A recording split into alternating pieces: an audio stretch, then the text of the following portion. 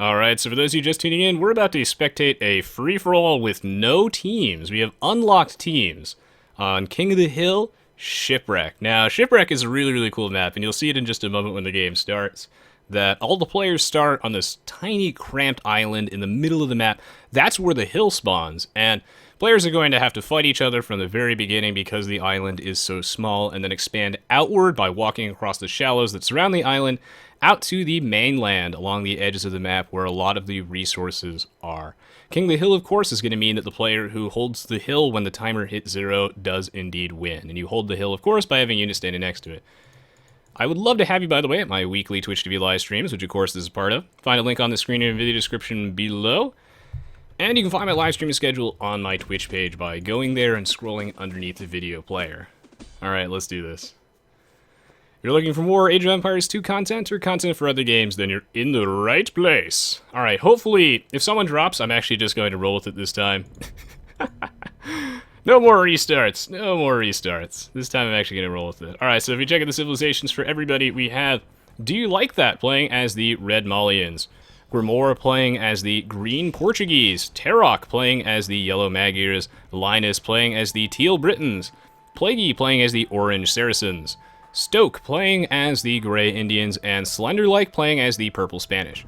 Throughout this game, I'm mostly going to be referring to players by their player color to try and keep things simple. Now, alliances are going to be very difficult to actually keep track of in these games, of course, because players can be allied with someone else who isn't actually allied with them back. So I'll be doing my best to keep track of it, but for the most part, it's going to be absolutely crazy. People have told me that they really, really enjoy these, spectating free-for-all type games, which are, of course, just sort of an extra style thing to throw on there. I'm still going to be playing in games, of course.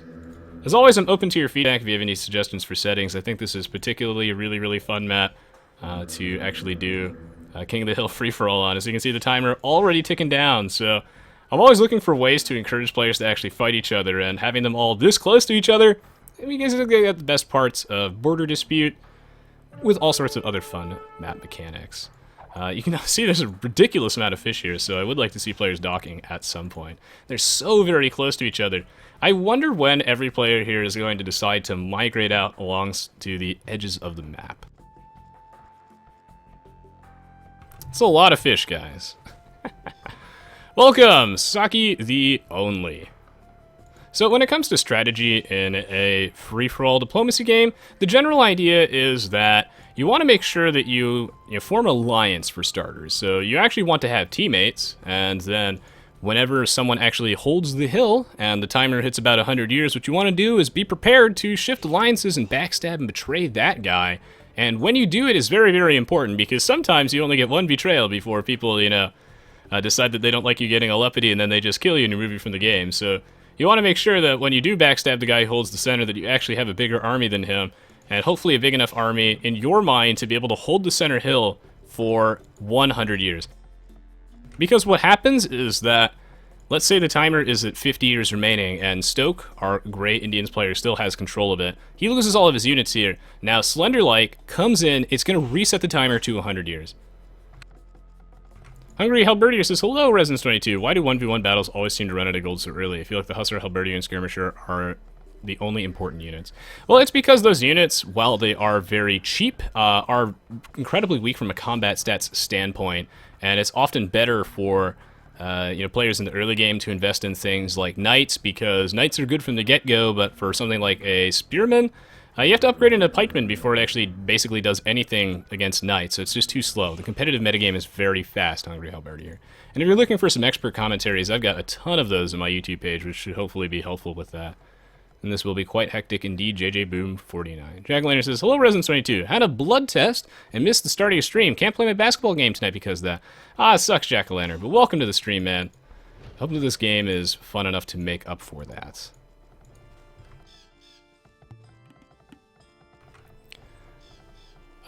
Wait, was my mic muted?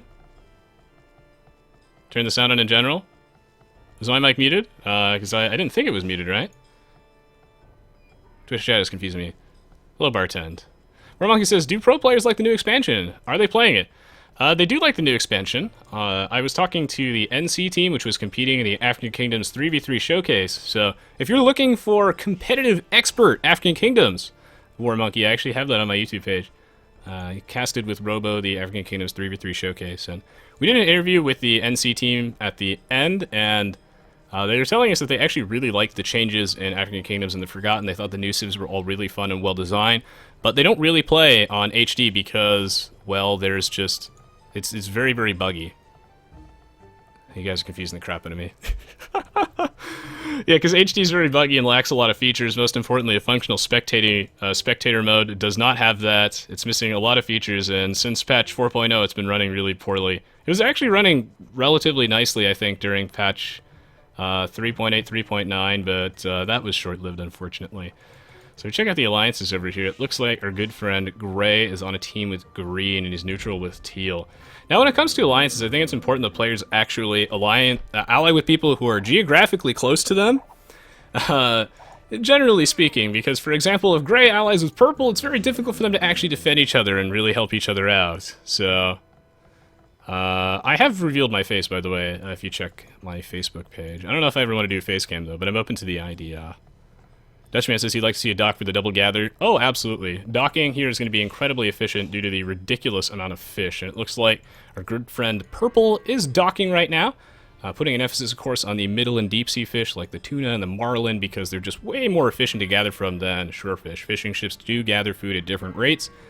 And yeah, the great fish marlin and all this other fish is a very, very efficient source of food. And having a dock in the early game is almost like having another town center in a weird way.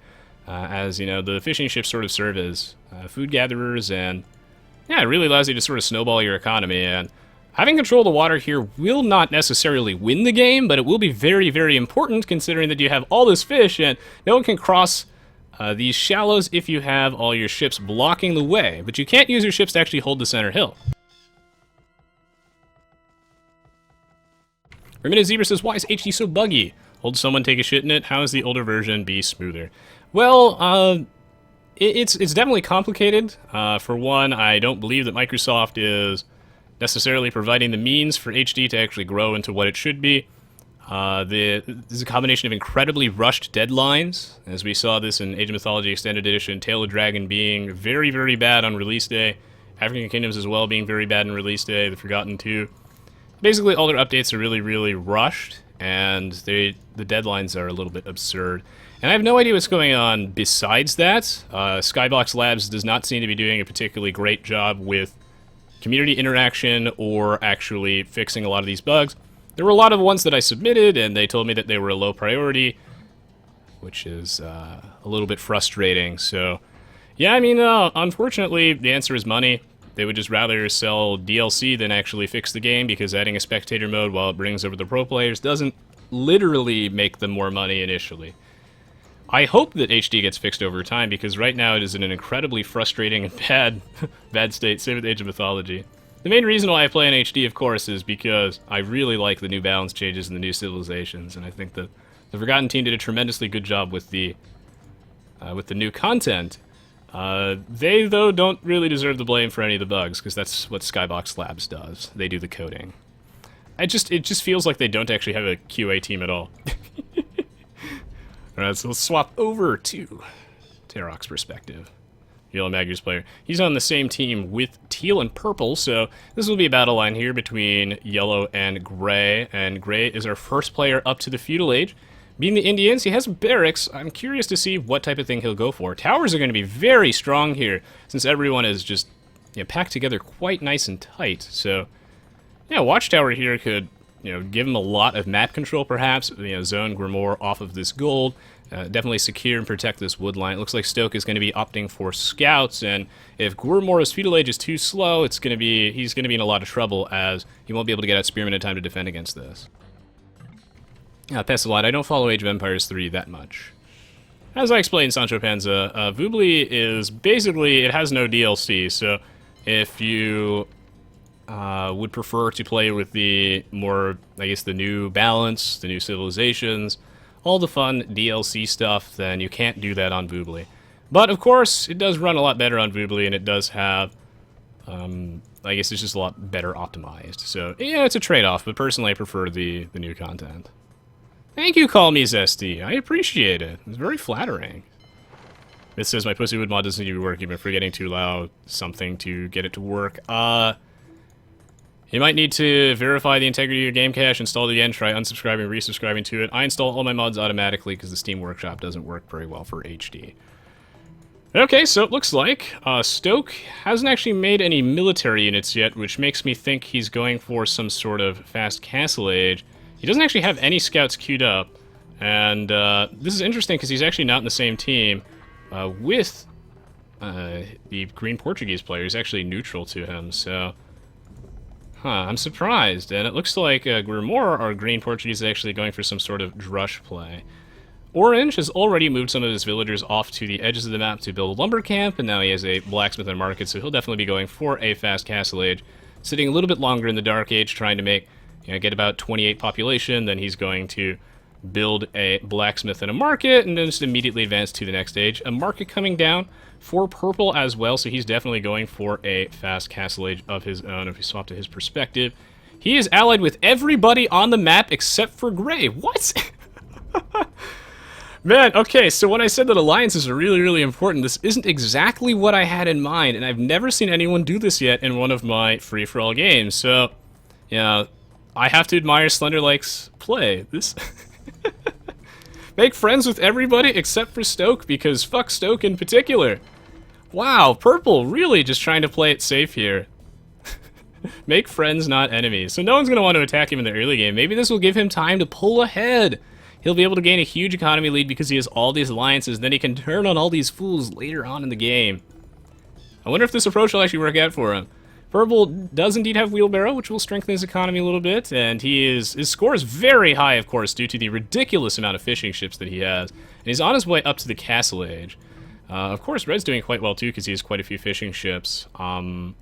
Interesting to note that Gray doesn't actually have any of his own. Green has a ridiculous amount. I think that basically everybody should be fishing here, and I look forward to seeing how much each player actually commits to the water, because, again, the ships won't literally win the game, but having control of the water and all that fish is certainly a solid bonus. So Linus here, our teal Britons, is of course going for archers. Very standard sort of opening from the Britons, of course, due to all their archer bonuses. Archer range is working faster, a little bit of extra range. And yeah, unfortunately though, his fast castle age will not necessarily be super fast. Although one thing he could do is sell some wood if he wanted to get there a little bit faster. It's because actually he made 2 archers, so if he didn't make those archers, then he would be able to go straight to the castle age a lot quicker. And it looks like Linus has realized that he will not be able to get to the castle age anytime soon, so he might as well queue up a couple more archers. But if he's going to do that, he should probably queue up a couple more villagers and send some more vills over to gold as well. Yeah, he's definitely going to want to keep queuing up some villagers if he's not going to advance right away. You want to make sure, the most important thing you can do is to make sure that your town center is always working, either creating villagers, researching in technology, or advancing to the next age. And oh my, is Green going for the Portuguese mass infantry play? Yes, he is. Yes, he is.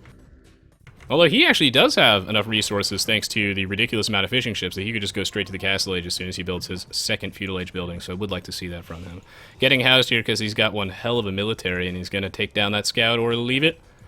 We'll see. This is a very well-positioned watchtower as it will protect this wood line. It will zone Gray off of his wood, so that's going to be a waste of 100 wood and then a lot of idle time for those villagers as, you know, when they spend all this time walking to a new lumber camp, they're not actually harvesting anything, so that's certainly significant and also protects this gold mine. So I like that. Green's going to be moving out with some of his men-at-arms. He's out for blood. Looking around, I believe he's only on a team with Senor Purple. Oh, he's actually on a team with, nice neutral look, right? That's so weird. Okay.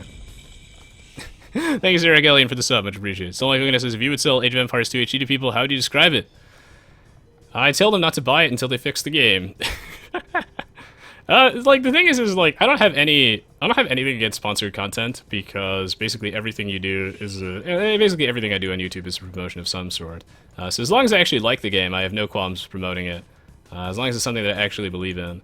And the thing is that I cannot recommend HD in its current state unless you are a single-player dude, and you have a very high tolerance for BS. But hopefully it'll get fixed soon after Age Mythology gets a little bit of love and becomes a real boy, a real game. So Green, Making a couple of galleys try and protect himself. He does have these men-at-arms to zone Teal off the center monument. He is going to claim it, and now we're at 300 years remaining, so the clock is ticking at a rapid rate. Oh, Teal does not have fletching, so it's going to be quite tricky to take down these men-at-arms, as they do have 1 pierce armor. They might be slow, so Teal could kite these back, but with only 3 archers with no fletching, it's going to be an uphill battle for him for sure. He does have a watchtower here, although I don't know if this is necessarily positioned fantastically because this wood line is almost completely gone, so it's not like it really protects too many of his villagers. And green, securing dominance. That's a lot. I already answered that. No, I am not following that currently. Cynthion says, what is your favorite food? Or Sithawen? I'm hungry. I really like pizza. That's such an American answer. Metasrex says, just finished a match of Smite and still game, and Resident Smite 2 still didn't start the game. Yeah, it's because the game keeps crashing, lobby is super bugged. Oh man. But it's okay. I'm still having fun with it. Well, so many house walls here is actually quite hilarious to see this in action. And I'm curious to see... Okay, so it looks like green is only enemies with yellow, teal, and orange. So if I swap back to Slender, like our purple Spanish player... Alright, he's allies with literally everybody. What the hell? Are they all allied with him?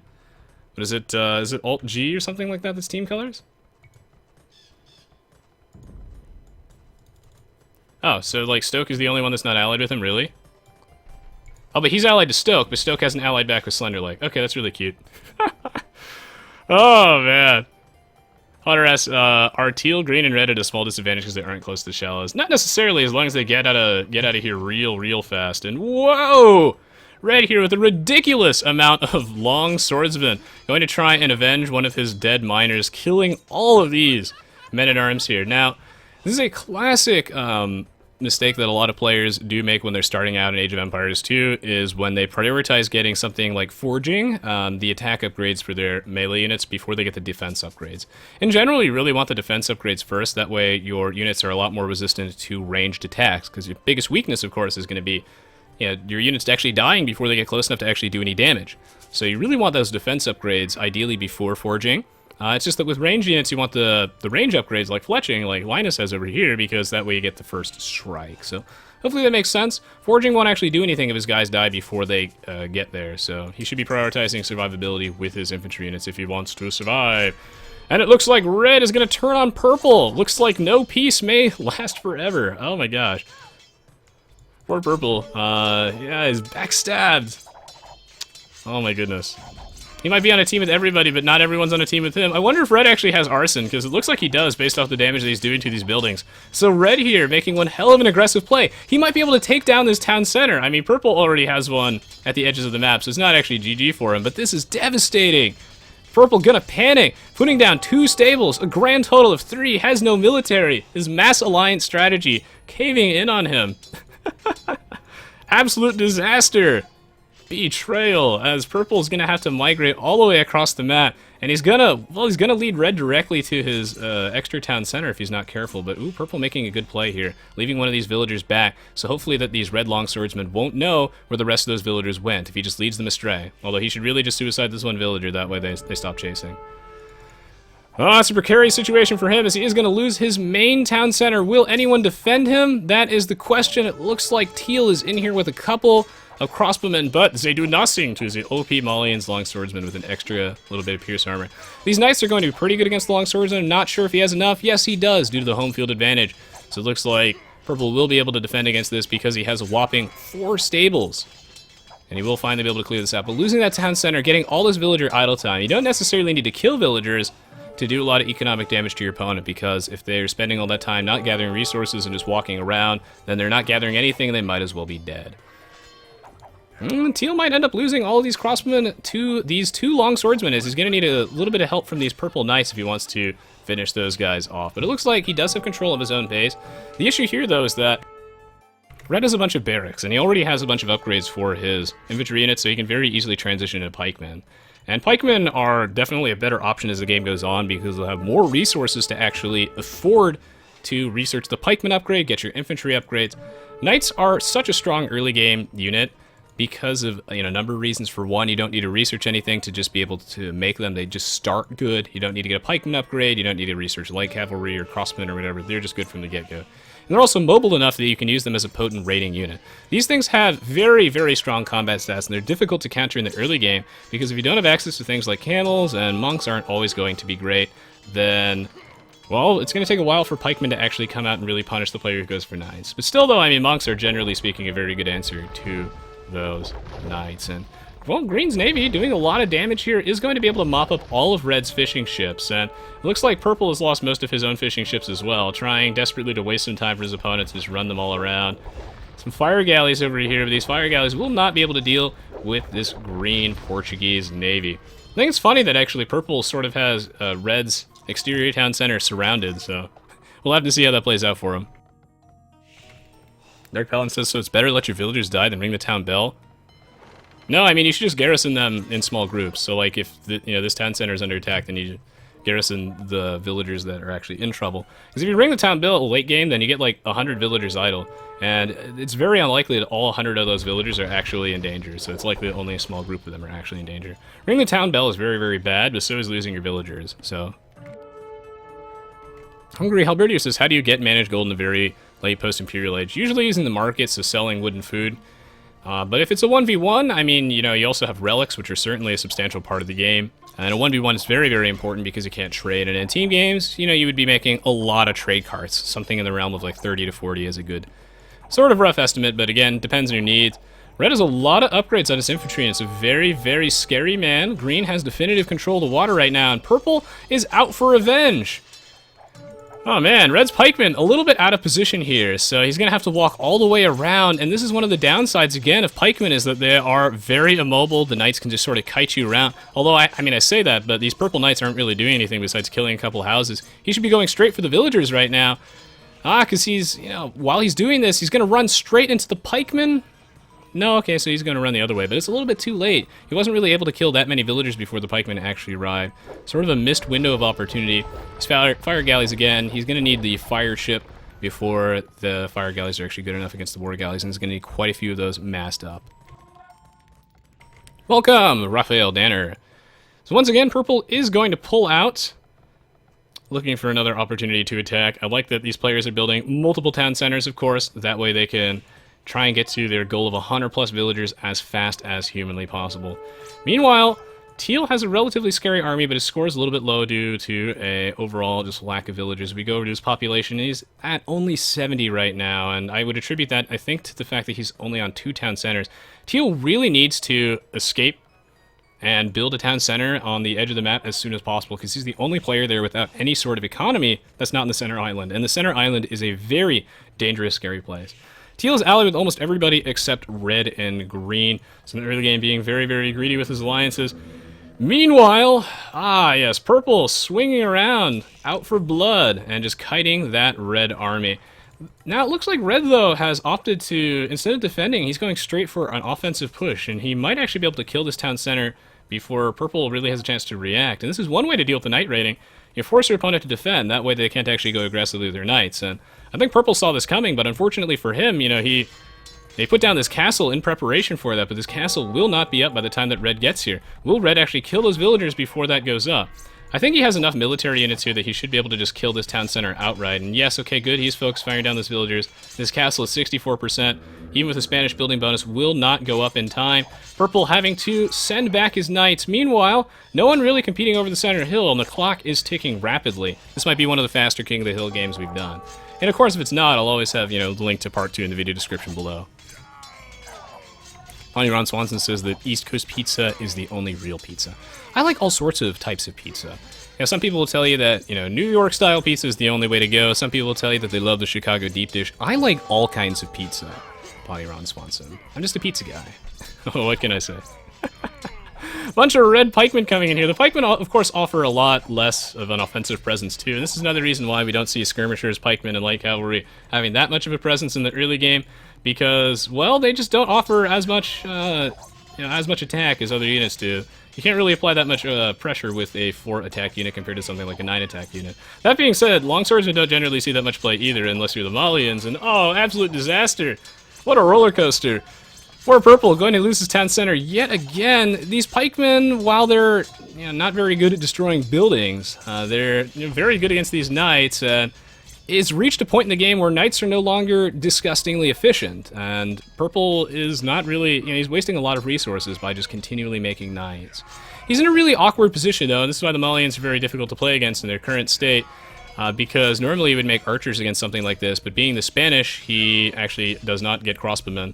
Conquistadors would be very, very strong here, and I think that's another reason why he put down that castle, so he was definitely thinking about it, but he did not end up getting out those conquistadors in time. Conquistadors would be the answer here, though. I do think some sort of gunpowder would be fantastic here. He could also make his own longswordsman, but again, that's not necessarily ideal. Hello, Drac. Welcome to the stream. Hunter says takeaway or homemade pizza. Either or if it's good. Depends on where you get it from. Ah, yes.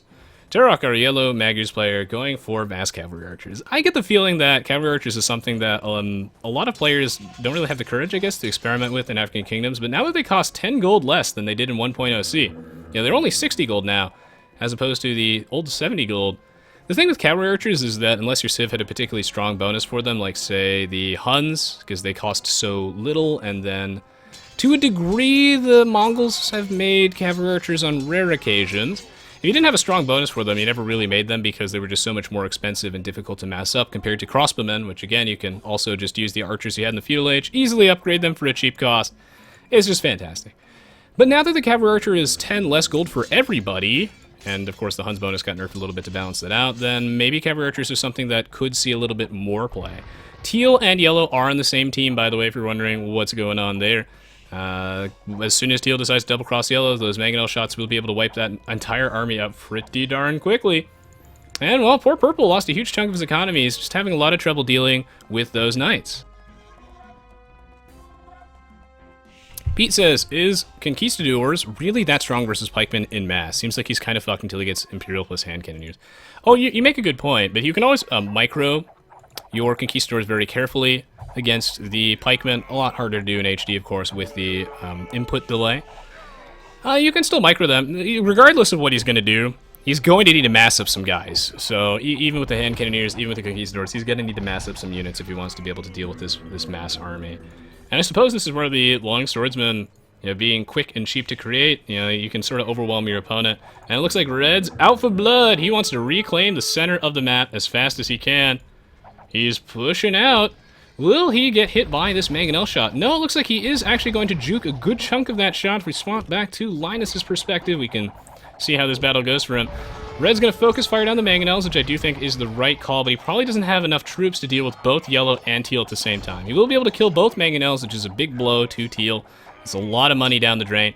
But there are enough crossmen here with the bodkin arrow upgrade for teal. He will still be able to kill these longswordsmen. It's not like they're immune to things like arbalists and crossbowmen, it's just that they are significantly more resilient against those. And it looks like Orange is going for a very cavalry-focused strategy. It's important to note that even though the Saracens don't get cavaliers and they don't get paladins, they only have knights, it's still okay to make knights in the Saracens. It just means that you're not going to be making them in the Imperial Age, but you could definitely make them in the Castle Age. If you still have bloodlines, it's fine. You can transition to something else as the game drags on. Wow, Orange with all these castles giving himself a lot of map control. He's doing something that's very, very interesting. So what Orange is doing here is he's constantly garrisoning his army inside of his castle. That way they regenerate a little bit of HP over time. It's a mechanic that doesn't really see that much play in Age of Empires 2, generally speaking. This thing where, except for like garrisoning your scout in the early game to try and heal it up after like using it to lure a boar, which we sometimes see pro players do. If you have units inside a building that do heal really slowly, if you research herbal medicine, which no one does, then you heal even faster. Yeah, Orange is doing that, which allows him to squeeze a little bit more value out of his army, and perhaps, why not if he's not using it offensively? Might as well just heal up a little bit, and that could be enough to turn the tides. I really like Orange's army comp. It's so strong against these cavalry archers. Knights, camels, and mamluks, all counters to those cav archers, and at least decent against the crossbowmen. So Orange flexing his muscles. Okay, so he's enemies with green and yellow. This is going to be chaos, but basically we can assume if you hold the center of the map, then everybody is going to be against you. Right now, Red trying to keep all of his guys near his base to go defend, as he's done plenty of damage to Purple's economy. Purple does indeed have a castle here. How quiet is my in-game music? Look how loud, look how high this is. Wow. They totally broke the audio in this game, I swear. In African Kingdoms? Oh, man. Yes, fuck those lumber camps in particular, says Orange, as you will be able to clear those out. With all those camels, all those Mamluks, and all of those knights. Mixing camels in with your knights is a great army comp in the Castle Age because you don't really lose that out on any mobility. The camels aren't as good raiding units, but you still can use them to raid, just because, again, they just have weaker combat stats overall. Camels are very weak to things like crossbowmen. But if you mix them with some knights, then you don't really lose that much offensive presence, and you also have a solid answer to the opposing knights. Meanwhile, teal, orange, gray, and red are all in the Imperial Age, and this army of Arbalists is very, very scary from teal. He does indeed have all of the range upgrades, well, not all the range upgrades now, but by getting to the Imperial Age, he gets one more range, which is a little bit scary, so orange is going to have to get some upgrades first before he is able to go in. And this is when his army comp becomes a little weaker because he can't get Cavalier, which is such a cheap power spike. This is the in-game music. I swear to God. I used to have my volume settings to like 20% of what they are now, and it's not my volume mixer. They just, when African Kingdoms was released, all the audio was completely broken. Like, you know, these are things that would pop up again in basic QA testing, but, you know, two of the same sound couldn't play at the same time, then all the sounds overall were, like, extremely quiet. Well, Orange has definitive map control, making a couple scouts. So he's thinking about the long game here, trying to get some value by making things like light cavalry, and as soon as he gets some stable upgrades, I think he'll be in a very good position. Green is not in the Imperial Age, and this is a situation that no one wants to be in Age of Empires 2 when your opponent is able to siege you with trebuchets. He got to the Imperial Age first. It's very difficult to answer trebuchets with an army of, like, well, I guess he has some knights, but again, this is a very anti-cavalry-esque army here from Orange, so Green just can't charge down these trebuchets. He doesn't really have much of a choice, and he's not able to defend himself with his own trebuchets. So he's in a very, very tricky spot right now. Well, meanwhile, Orange moving his army slightly to the left to go defend against his trebuchets means the teal now has control of the center. Dark Balance says, do the cavalry archers, are they a better alternative to dealing with Malian infantry since they have better movement speed? I suppose on some level, yes. They could be seen as a better option against Malian infantry. They also have 1 extra attack. 6 attack compared to 5 in the Castle Age and then 7 in the Imperial Age, so you could kind of see that. But gunpowder or your own infantry, your own champions are usually the better thing because Malians don't have blast furnace. The Malians still, though, very tricky to deal with. And longswordsmen are pretty slow because you have to get the, you have to get the men-at-arms and the longswordsmen upgrade, squires, tracking, and everything. Oh man, Red has a huge army of champions, which is reasonably good against this army. Not amazing, but reasonably good. I would like to see some more upgrades for Senior Orange over here. All hail, king of the losers. It looks like Teal has no town center still on the edges of the map, which he should really do. He only has some mines here. Now, I realize he's being blockaded a little bit by this green fellow, and I'm not entirely sure if green and teal are on the same team. Okay, they're not in the same team. But he still has some villagers over here, which could be building a town center. This economy in the middle of the map is very, very vulnerable. And even though Yellow's on the same team with Teal, as soon as, Yellow decides that he's tired of Teal in this game, he's going to switch the stance to enemy, and then this castle will just start killing all these villagers. And right now, these Malian champions, they're like Huskarls with so much pierce armor, 1+7. You're going to need your own champions to deal with that. And it's great to see that Teal here is making his own champions. He's going to need more upgrades. The monks here are also pretty decent. He's going to need some upgrades in order to take down these Malian champions, as they're very resilient against those Arbalists. Meanwhile, Orange does have the heavy camel upgrade. And he's still able to just treb green down, who can't really do anything in this situation until he gets to the Imperial Age. He's the only player left in the Castle Age. Personally, I think Age of Empires 3 is a fun game, but it doesn't really feel like an Age of Empires game to me. I do think it has a wonderful soundtrack, though, and great graphics. I think that it's just a very, very different game. And I like it as an RTS game, but I like Age of Empires 2 a little bit more. That being said, if you like Age of Empires 3, by all means, continue liking it. I also think it's a great game. Just feels different. And meanwhile, Red trying desperately to take on the Teal and Yellow menace. Well, the Malian infantry here is still pretty good against this army comp, but he's still going to have a lot of difficulty dealing with this many enemy units at the same time. I mean, I say that, but the fact that Yellow pulled back there allowed Red to actually engage upon Teal's army without being shot at all by these Yellow cavalry archers in the meantime. Little things like that do add up over time, and if they were both in sync, they might have been able to clean this army up. But right now, the Malian infantry just running roughshod over them. I think Yellow's going to have to throw in something else with his army of cavalry archers. Perhaps he's going to need his own champions, because the Magyars do get those. Meanwhile, on the left corner of the map, the Indians strike back. as Stoke, our Grey Indians player, pulling into first place with 9,500 score, making these Imperial Camels, which I think is something that is generally an underrated unit. This unit is insane. Same thing with the Elephant Archer. You know, just because it's a camel doesn't mean that you can't use it to raid, especially with the Indians' unique sets of bonuses, the 5 extra attack versus buildings, combined with the extra armor, I think makes them a reasonably good raiding unit. And the Imperial Camel as well is crazy. Be quite difficult to deal with. The combat stats are absolutely excellent. But again, if you're having trouble dealing with them, mass range units will do the trick. Halberdiers are okay indeed. Yellow going to move his mangonels a little bit too far forward because he's trying to take down that trebuchet, but that's going to be difficult to do with only a couple of mangonels because they're under that castle. Thank you so much, Frederick, for the sub. Much appreciated. Hope to see you around in the future, my friend. Well, Red still trying desperately to push into the center of the map. And in the meanwhile, Orange moving in aggressively as well. So if we swap to Orange's perspective, is Orange on the same team with Red? Yes, he is. Now, I do think that these two have the better army combined. Now, if they could both just engage at the same time, if Orange and Red can engage at the same time, they would easily clean this up. I love the cavalry archers from the Magyars. They have such strong stats. He is going to need chemistry, though, at some point.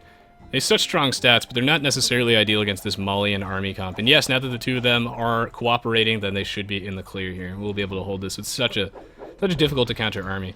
Meanwhile, Purple actually did manage to, with his super mounted army, actually clear Red's presence, completely remove Red's presence along the edges of the map. And this is where this match will eventually come to an end, because you're going to need to have some sort of presence in the outer edge. Otherwise, you're just going to eventually run out of resources. There just really aren't, you know, any good forests left for Red here, for example.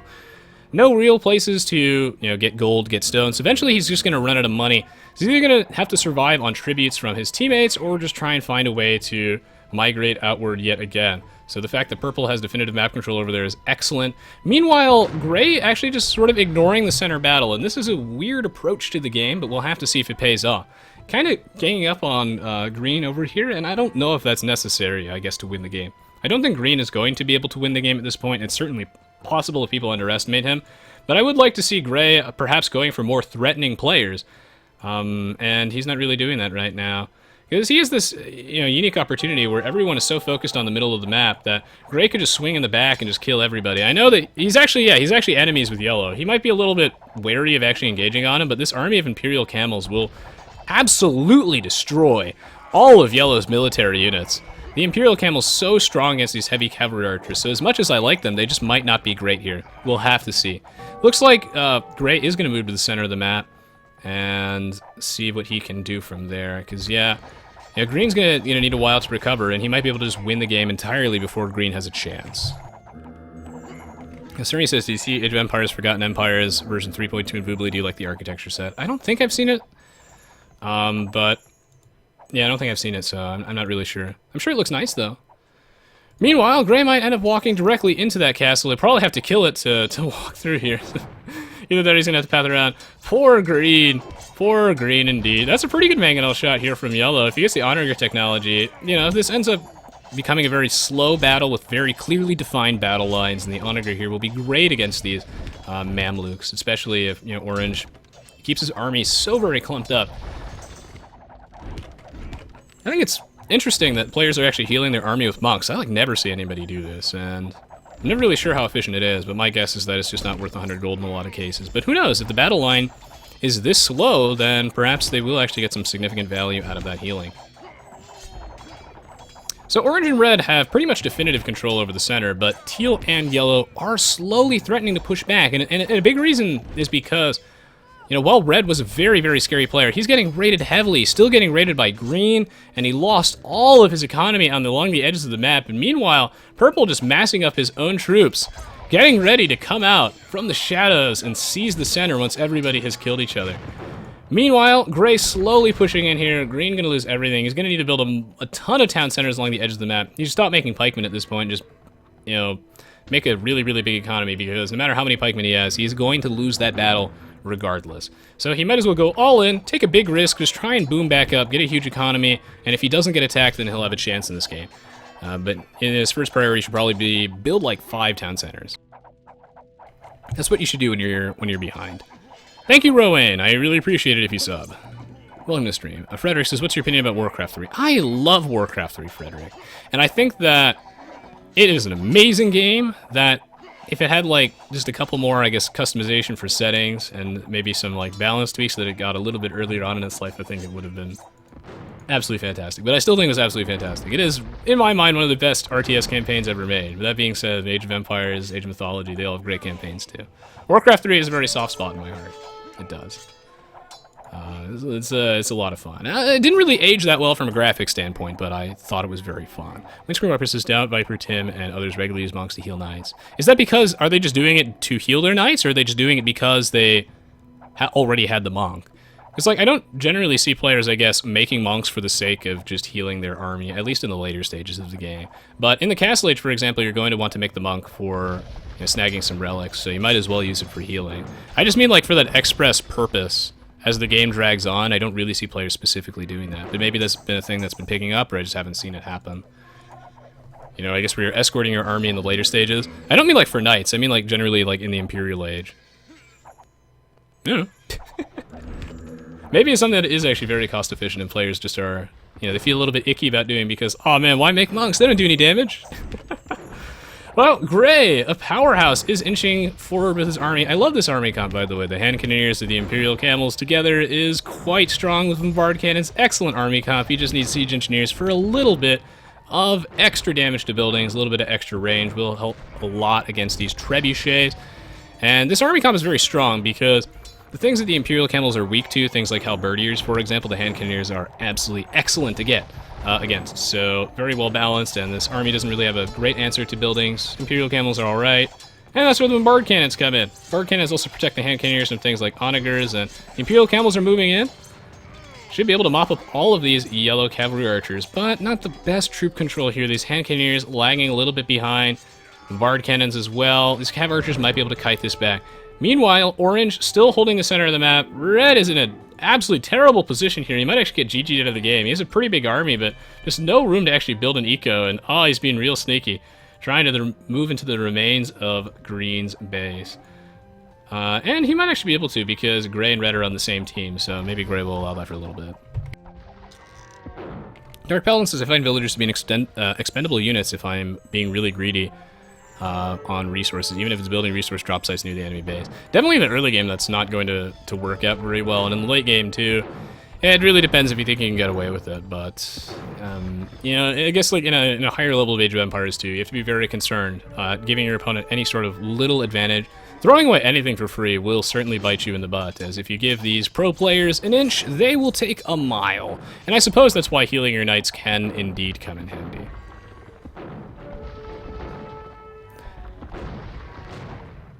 Right, Windscreen Wipers. I'm not saying that pros don't make monks, I'm just saying they don't make them for the explicit use of just healing dudes.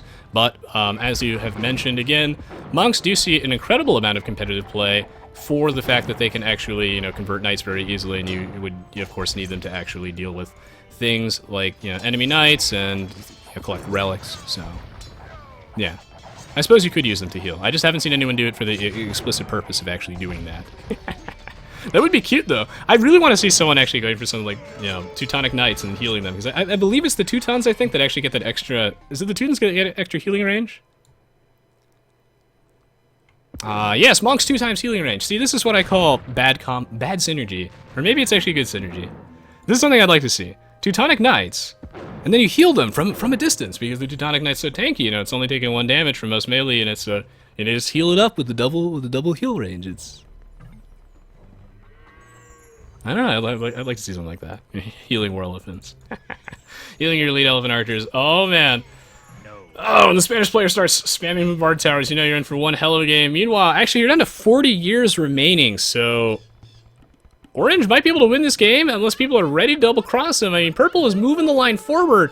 Orange with his back against the wall. Who's still on his team, and when are they going to, you know, press the button? Orange is on the same team with everybody except yellow and green. I expect this won't last very long, but they better betray him right now because they're running out of time. Orange has so many military units in the center of the map. They have to flip the switch now. Slender Light switches stances to enemy. Will Purple be able to take him down? These Paladins not going to be great in the specific army comp. Yes, the Lone Wolf. There will be another lower game after this. Purple has so many bombard towers, but they might not be close enough. He has to wipe out this entire army. What is everyone else doing? Linus, you're running out of time. Teal, it's time to switch to enemy. Kill Orange. 28 years remaining. Orange has a huge army of cavalry. What is Teal doing? What is Teal doing? Engage! You have so many military units. 25 years remaining. Orange has to be careful to not move too far away from the actual center hill here, because if he moves too far away, he's actually going to concede control of Purple. Oh my god, he's actually backing off. He's going to give control of Purple here. He should just keep a couple units near the center of the... He only has one Mamluk over here. Move your army.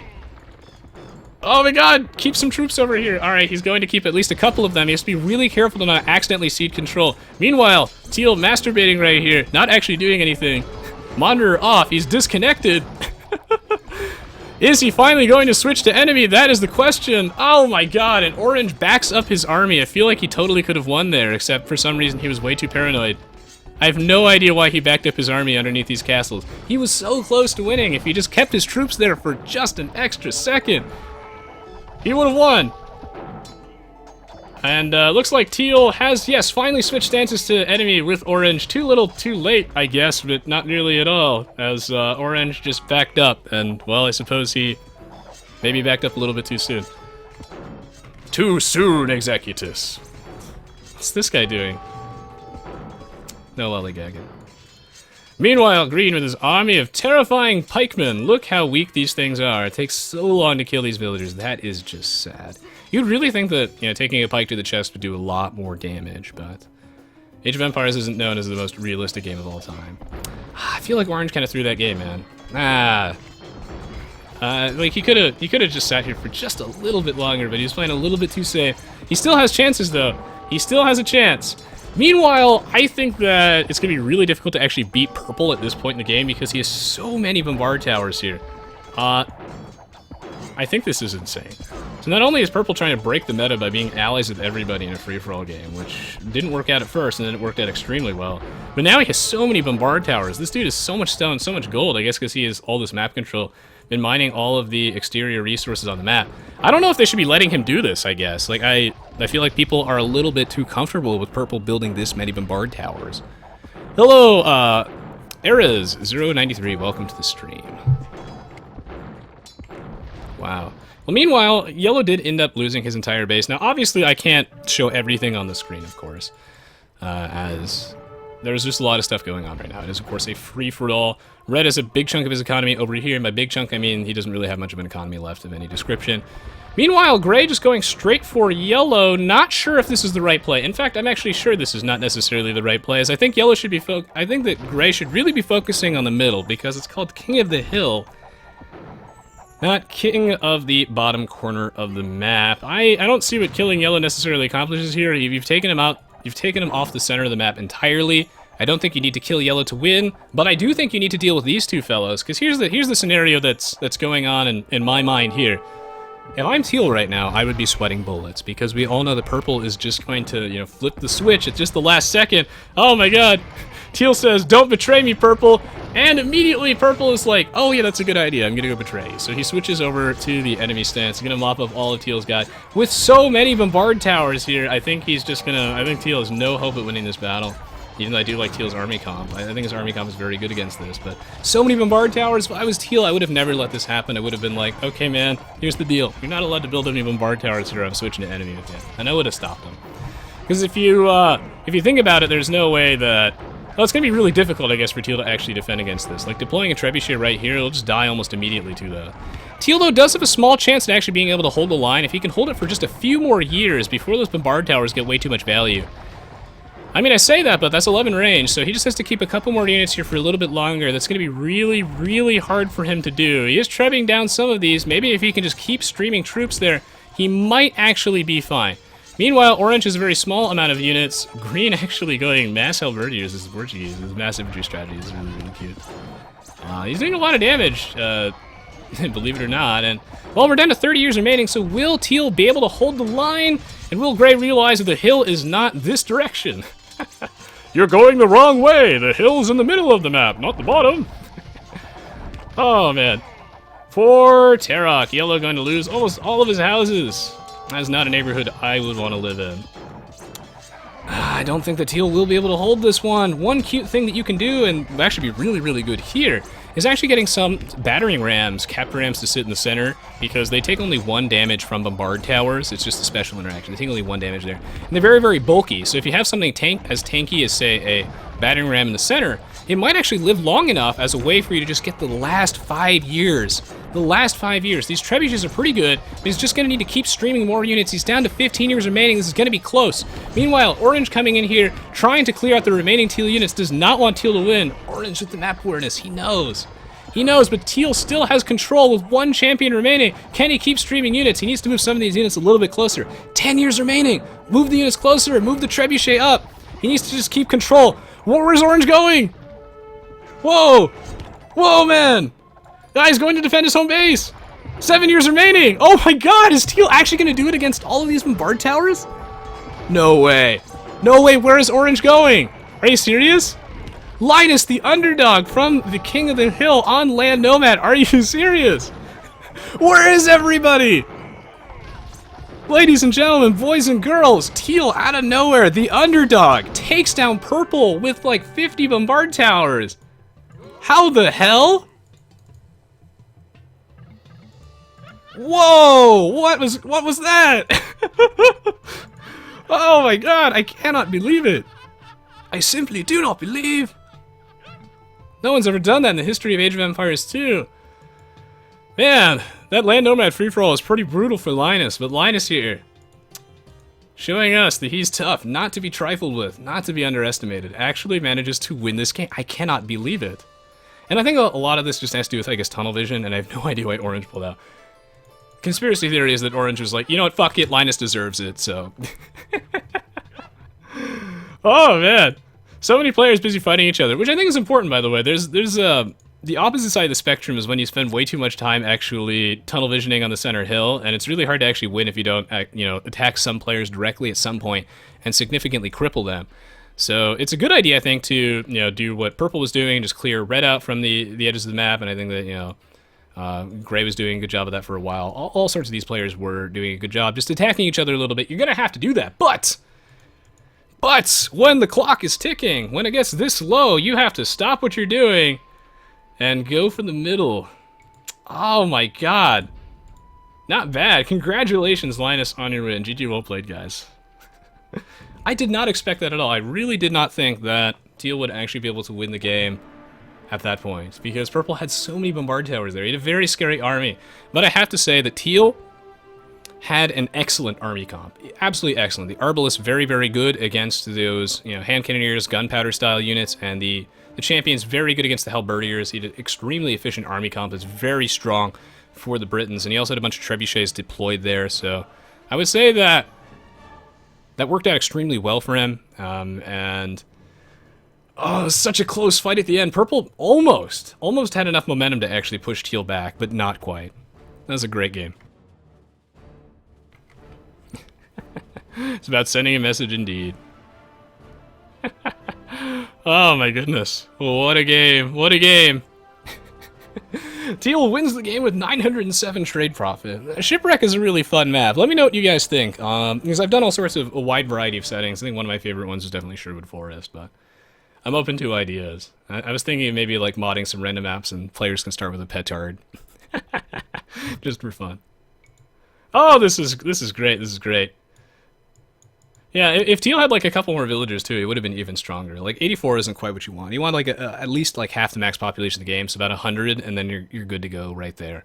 So 84 perhaps a little bit low, but again, Teal manages to win the game with the smallest economy in the entire game. Hats off, massive props. Indeed, no fate. Do you guys like Shipwreck? Please do let me know. As always, I really appreciate the feedback. Alright, so if you enjoyed watching this match, first of all, thank you so much. If you're looking for more Age of Empires 2 content or content on other games, then you're in the right place. As I do have plenty of other videos on my YouTube channel. I upload all the best games from the stream there in case you want to go check those out. I also do live stream regularly, and I'd love to have you here. It's one of the best ways to support me. Feel free to head on over to my Twitch page and scroll down underneath the video player there to find my live streaming schedule. I update that about every day, so keep your eyes peeled if you don't want to miss out on the streams. Your support means a lot to me. Thank you so much. And I think that by the time I've uploaded this video on YouTube, I think by the time I do that, the Feudal Wars Kickstarter will have already started. So I definitely encourage you to check that out, as it's something that I've been working on for quite a while, and I'm very excited to see how Feudal Wars turns out. I've been helping design a bit of the gameplay. So yes, stick around though. Of course, for those of you watching live, there will be 2 games after this. So stick around, stick around. We'll be back with the next game in just a moment. Well, unless the next game is like extremely long. We shall see. Yes. All right, we'll be right back. GG, well played. Don't go anywhere, guys. See you after the break.